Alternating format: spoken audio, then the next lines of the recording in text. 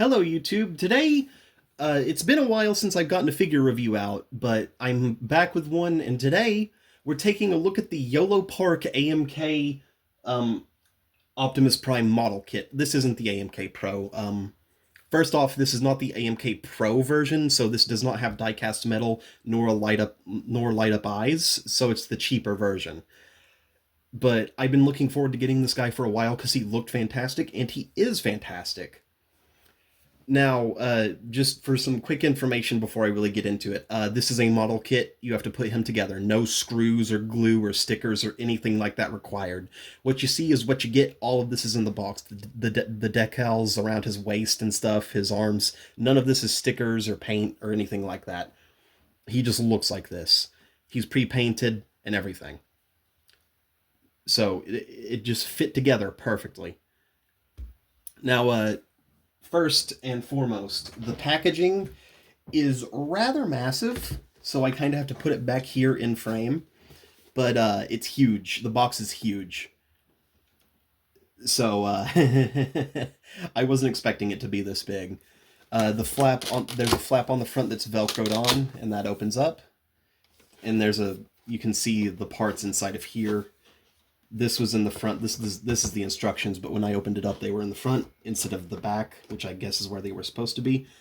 And then the top of it, I just cut the tape and slid the trays out and everything, and that was where all the parts were.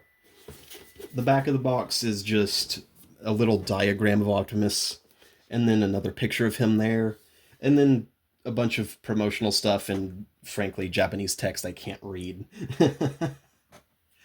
But the box is beautiful and it looks really great, and it's a very nice advertisement.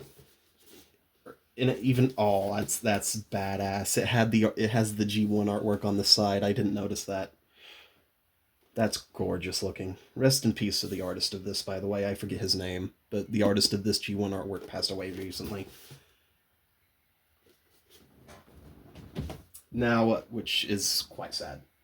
But now to get the less interesting stuff out of the way, he came with a stand which comes in two separate pieces. You plug the backdrop into the base like this, and then you got a claw stand, which I'm not going to use this personally, but it just pegs into there. You got a functional stand somewhat. You have to unscrew this part to like lower the claw for some reason, which is really weird. I'm not going to do that. I'm not going to use the stand because I tried to and it kind of sucks. Like it hinges and stuff, and it is a C-clamp, so it closes and opens, but I'm not going to use this personally. At least has a cute little Autobot logo on the bottom, I guess. But personally, I'm not going to use this stand at all. To get into accessories, he comes with 3, technically. He comes with the Energon Axe, which just replaces one of his hands. You pop his hand off, pop this onto the wrist peg. And then he comes with his Ion Blaster, which looks quite beautiful and is very well done. It's a bit shiny, even though it is just paint. And then his last accessory is inside of his body, because he does include the Matrix of Leadership. It's kind of hard to get out. I've already tried, but it plugs in there. But I'm just going to leave it in there for now. So you close his chest back up. It's kind of weird to close his chest because it has these 2 little tabs that are on opposite sides, and you kind of have to close each side at the same time and line them up correctly, or else it just won't really work. But there it goes. Now, how his accessory works, or at least his gun. With the Energon Axe, you just rip one of his hands off and pop the ball into the ball socket. His gun, the grip of it, has 2 little tabs on each side. His palm on each hand has a socket. So you just line that up, you plug his gun into his hand. I'm messing this up a little bit. And now he's holding it. His thumb is on the outside. That's not on purpose. But he has a good grip on the weapon. Now, paint and sculpt of Optimus. He's 7 inches tall, by the way. He's quite a big boy. The paint and sculpt is rather beautiful looking. I have no real complaints. The complexion is like the red is ever so slightly darker than I would like it to be, but that's a personal preference thing. That's not a problem with the figure. The blue is perfect. The silver, the little bits of yellow, all of it looks great. There's the red is just a little bit too dark for my taste. God, I'm rusty. It's been a minute since I've done a review.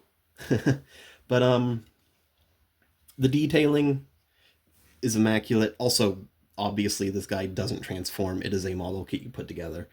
So it's basically just a giant, good version of the RED Transformers figures, if anybody remembers those, because those things sucked. But that's off topic. Um, the sculpt, paint, everything, I can't really find a problem with it whatsoever. He looks amazing. I do wish his eyes were painted blue. That would be nice, but eh, I'm not too mad about it. They look fine. Now, also, his window titties are transparent, so you can see inside of it. Now, articulation. There's a lot on him. So, starting at his head is on a ball joint, and he has a little bit of a neck, so he can look up decently far. He can't really look down that much. His head can rotate. It can rock to the side a little bit. And you can get a lot of good nuance posing out of it. A lot more than I was personally expecting. But his head is rather simple. Sorry for stuttering. Oh my god. Um, his neck is a hinge joint, so that little silver bit underneath his head, that is a hinge, which allows him to move his head back and forth like this. You can probably see it better from this angle. So, like, yeah, you see that piece moving under his head? He has an actual proper neck. Something I wasn't expecting was he has torso lean. So he can ab crunch forward, not very far, but he can ab crunch forward and back a little bit. Um, but his torso can also lean side to side just a little bit.